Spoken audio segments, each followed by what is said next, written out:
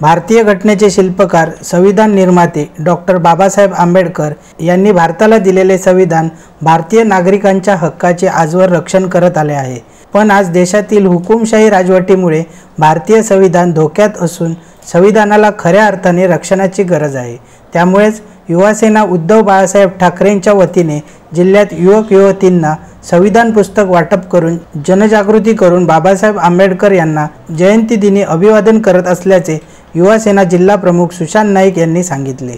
सुशांत नाईक यांच्या हस्ते डॉक्टर बाबासाहेब आंबेडकर जयंती दिनी संविधान पुस्तिकेचे वाटप खासदार विनायक राऊत, आमदार वैभव नाईक यांच्या प्रमुख उपस्थितीत युवक युवतींना करण्यात आले।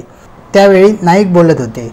यावेळी जिल्हा प्रमुख संदेश पारकर, विधानसभा प्रमुख सतीश सावंत, महिला जिल्हा प्रमुख नीलम पालव, तालुका प्रमुख कन्हैया पारकर, राजू राठोड, धीरज मेस्त्री, संदीप कदम, सूर्यकांत कदम, रोहन कदम, जयेश धुमाळे, नितेश भोगले आदी उपस्थित होते।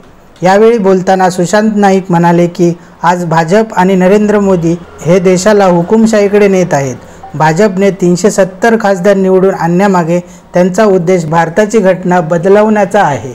घटनेने दीनदलित वंचितांना दिलेले संरक्षण काढून मनुवादी घटना आणण्याचा भाजपचा डाव आहे।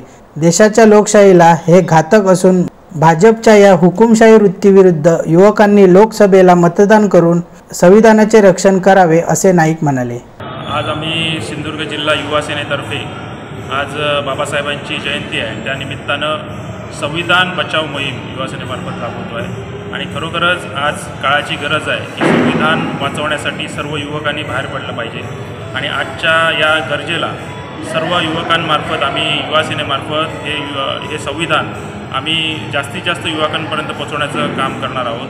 खरं म्हणजे आज संविधान आतापर्यंत आपल्याला वाचवत होतं, जनतेला वाचवत होतं, पण आज संविधानाला वाचवण्याची वेळ आपल्याला आज आलेली आहे। कारण तुम्ही म्हणताय जर भारतीय जनता पक्ष म्हणतो की 400 पार 370च्या वरती गेल्यानंतर 370 खासदारांच्या वरती गेल्यानंतर त्यांना अधिकार येणार आहे हे संविधानातलं मूल्य बदलण्याचा। त्यामुळे 370 जर पार गेलं तर भारतीय जनता पक्ष संविधान बदलल्याशिवाय राहणार नाही। यासाठीच आमची जनजागृती आहे की आतापर्यंत लोकशाही जर टिकली पाहिजे देशामध्ये, संविधान जर टिकलं पाहिजे तर युवकांनी आता बाहेर पडलं पाहिजे आणि युवकांनी आता बाहेर पडून हे संविधान वाचवलं पाहिजे। याच्यासाठीच आमची युवा सेनेची ही मोहीम आम्ही जिल्हाभर राबवणार आहोत। ताज्या अपडेट्स आणि ताज्या बातम्यांसाठी आजच सबस्क्राईब करा आपला सिंधुदुर्ग डिजिटल न्यूज चॅनेल।